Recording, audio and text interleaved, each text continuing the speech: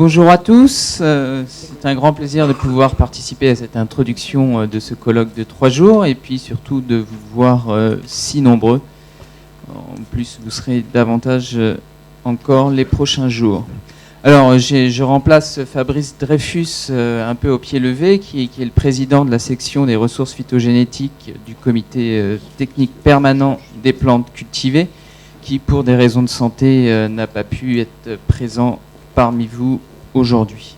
Alors, moi, je suis le chef du bureau des semences au sein de la Direction générale de l'alimentation du ministère de l'Agriculture et de l'Alimentation.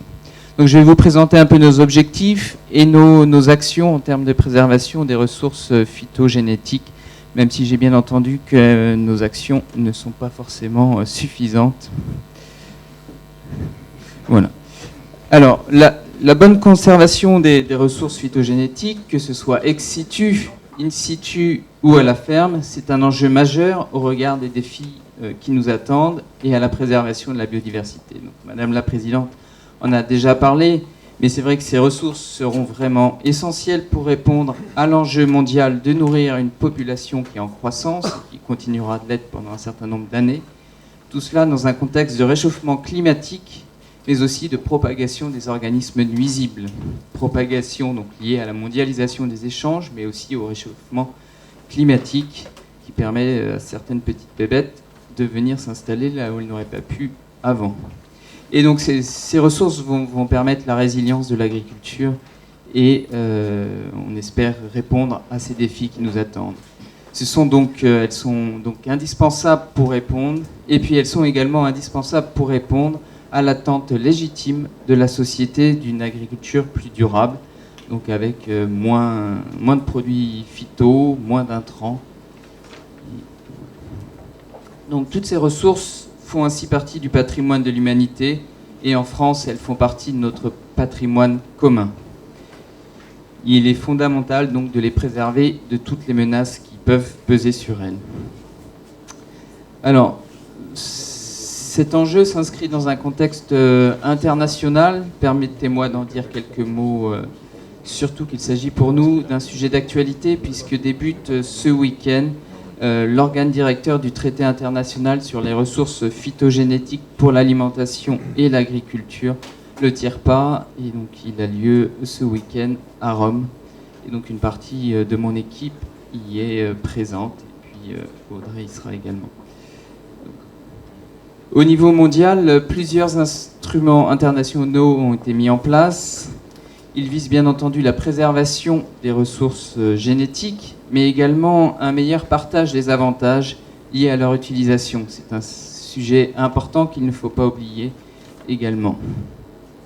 Vous le savez certainement, dans ce domaine, la France est fortement engagée puisqu'elle a signé et ratifié les 3 traités ou protocoles internationaux qui sont la Convention de la diversité biologique, le protocole de Nagoya et puis le TIRPA que je vous ai cité, qui est un instrument spécifique au domaine végétal. Je ne vais pas détailler chacun de ces instruments, sinon on y serait pour une partie de la matinée, mais je souhaite quand même dire quelques mots sur la notion de partage des avantages qui est au cœur des protocoles de Nagoya, comme celui du TIRPA. L'approche du TIRPA est particulièrement importante puisque ce traité stipule que l'échange des ressources phytogénétiques pour l'agriculture et l'alimentation est en soi un partage des avantages, et il vise ainsi à faciliter les échanges de ces ressources à travers un dispositif multilatéral et des accords types de transfert de matériel. Pour respecter les engagements internationaux de la France, il a été donc essentiel de définir les conditions d'accès et de partage des avantages aux ressources phytogénétiques cultivées et sauvages apparentées qui sont sous souveraineté française, à la fois métropole et outre-mer. Et donc la position de la France a été vraiment de la facilitation des échanges des ressources phytogénétiques, et comme vous le savez sans doute, dans le cadre de la loi biodiversité qui a été votée et publiée en 2016, le choix de la France a été fait de réglementer l'accès aux ressources génétiques, mais avec des exceptions dans les secteurs agricoles et des plantes cultivées. Donc cette exemption concerne non seulement les 64 espèces qui sont explicitement citées dans le TIRPA, mais plus généralement l'ensemble des espèces cultivées et leurs espèces sauvages apparentées.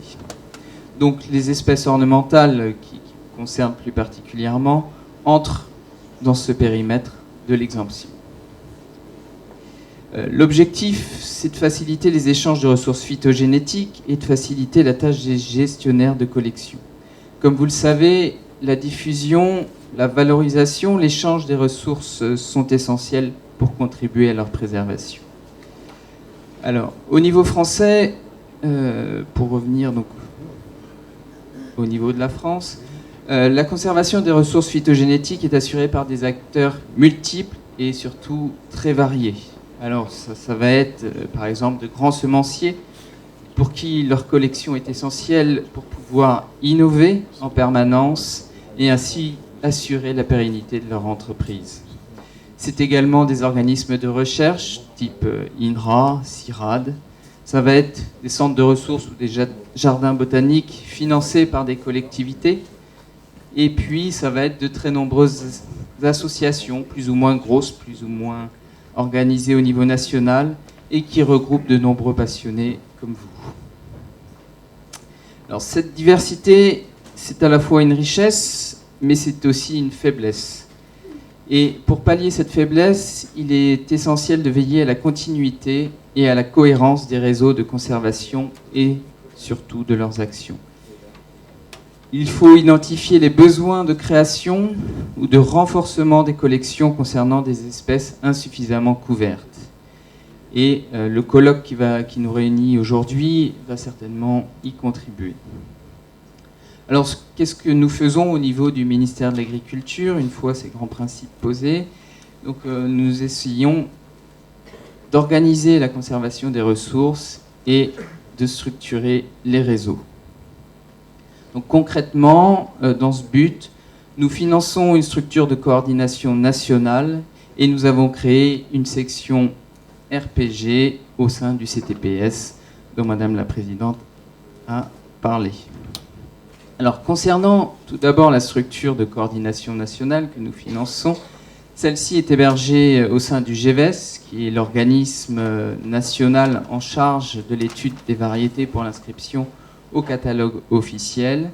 Et cette structure est pilotée par Audrey Didier, qui est ici présente et que vous connaissez certainement, puisqu'elle a parcouru une partie de la France, et qui animera un des ateliers de l'après-midi.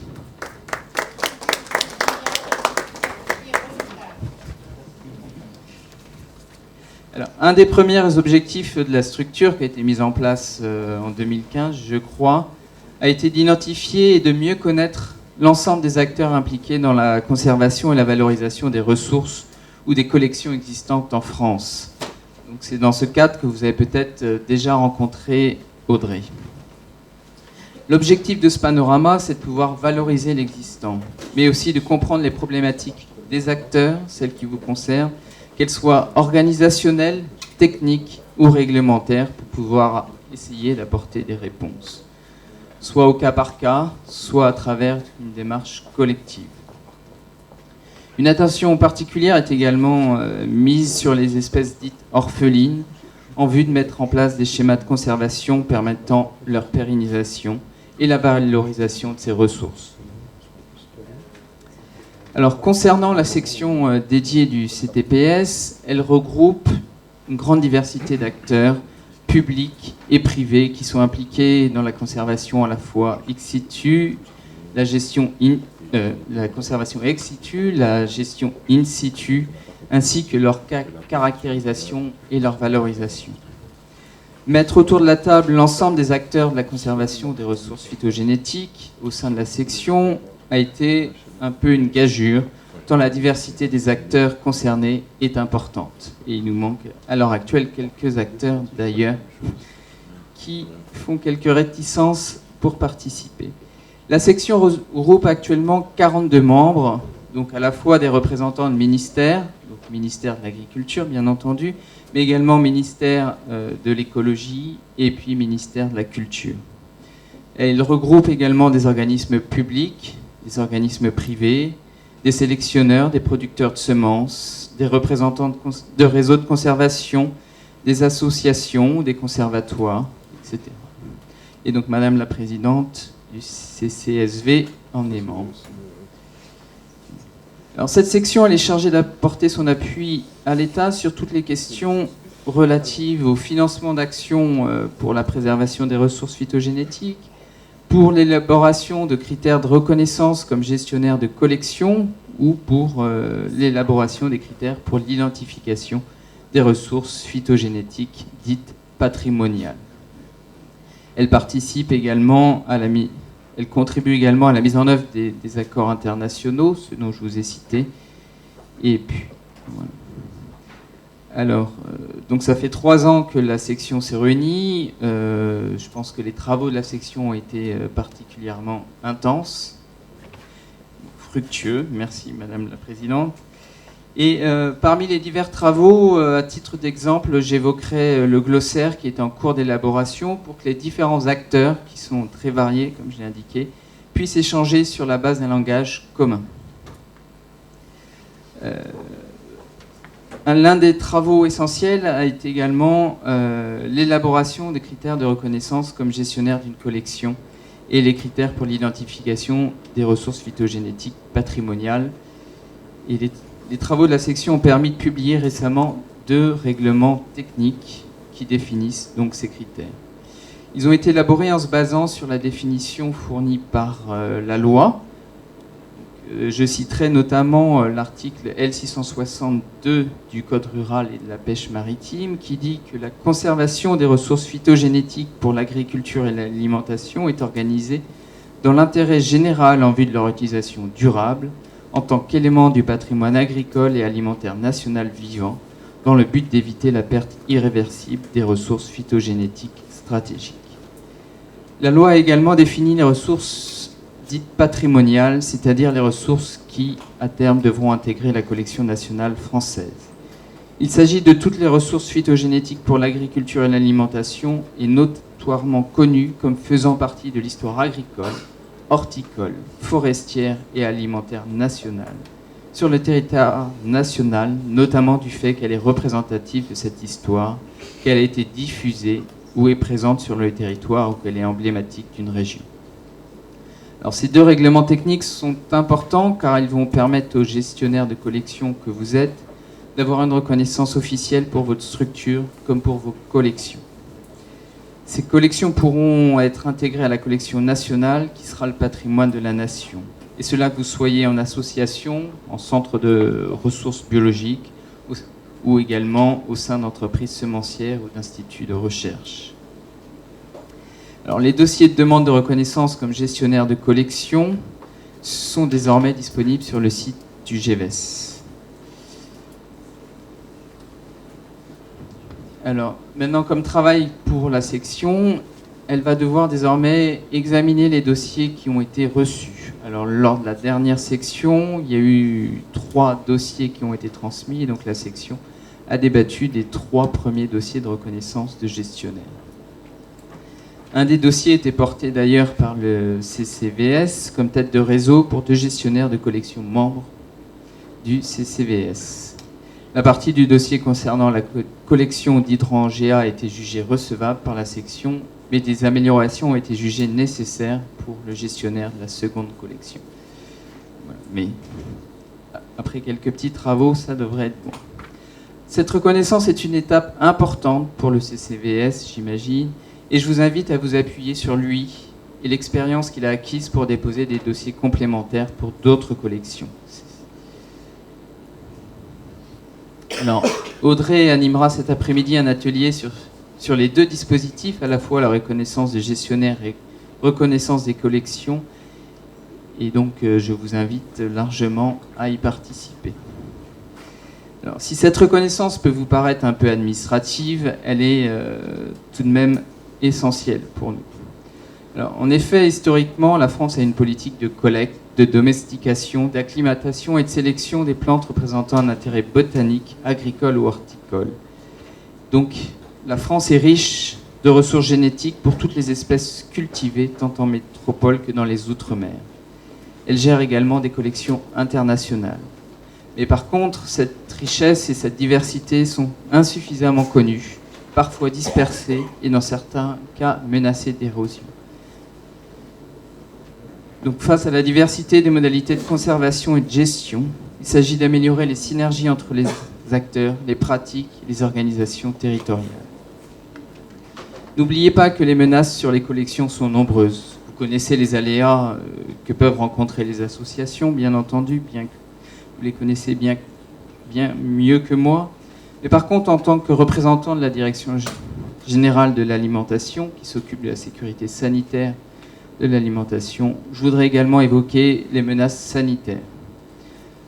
Vous le savez, certaines maladies sont actuellement incurables et seule la destruction des végétaux atteints, mais aussi celle des végétaux voisins, permet de limiter leur propagation.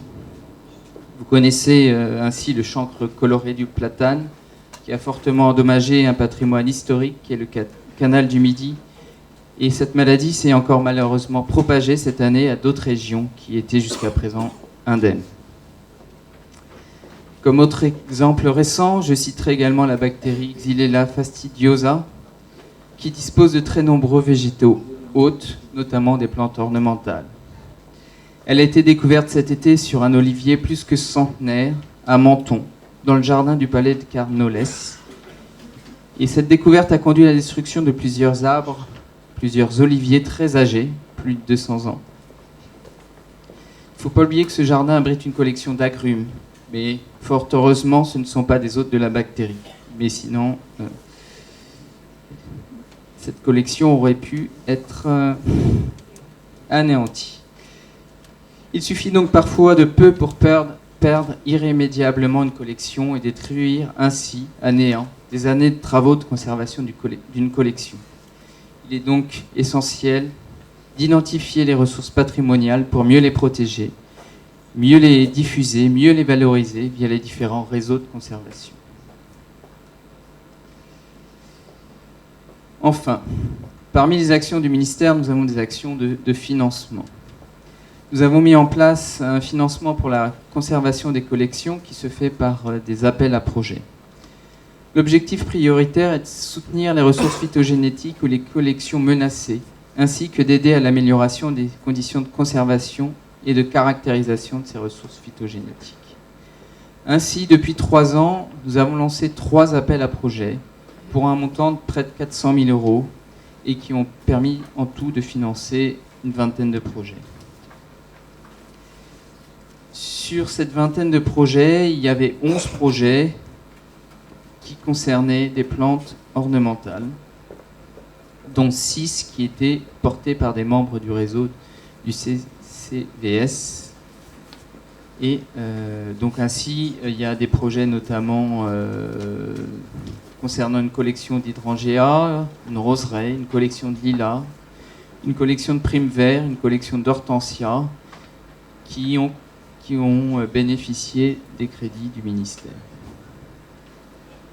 Actuellement, et depuis peu, un nouvel projet a été lancé.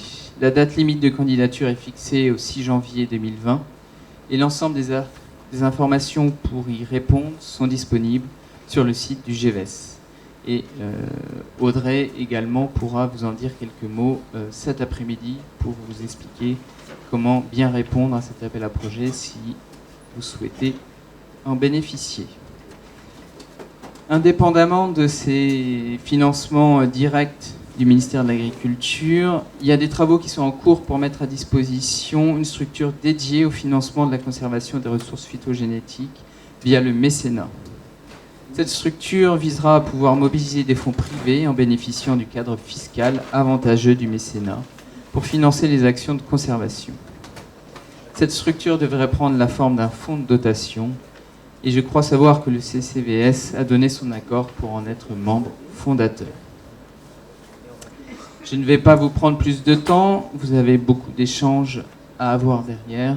Donc, avant de céder la parole, je souhaiterais remercier les organisateurs de ce colloque, notamment la CCVS et sa présidente qui a mis beaucoup d'énergie dans son organisation.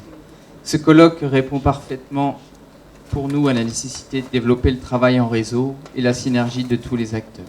Je vous souhaite donc de très bons échanges, fructueux, riches, et je serai à disposition pour toutes les questions éventuelles.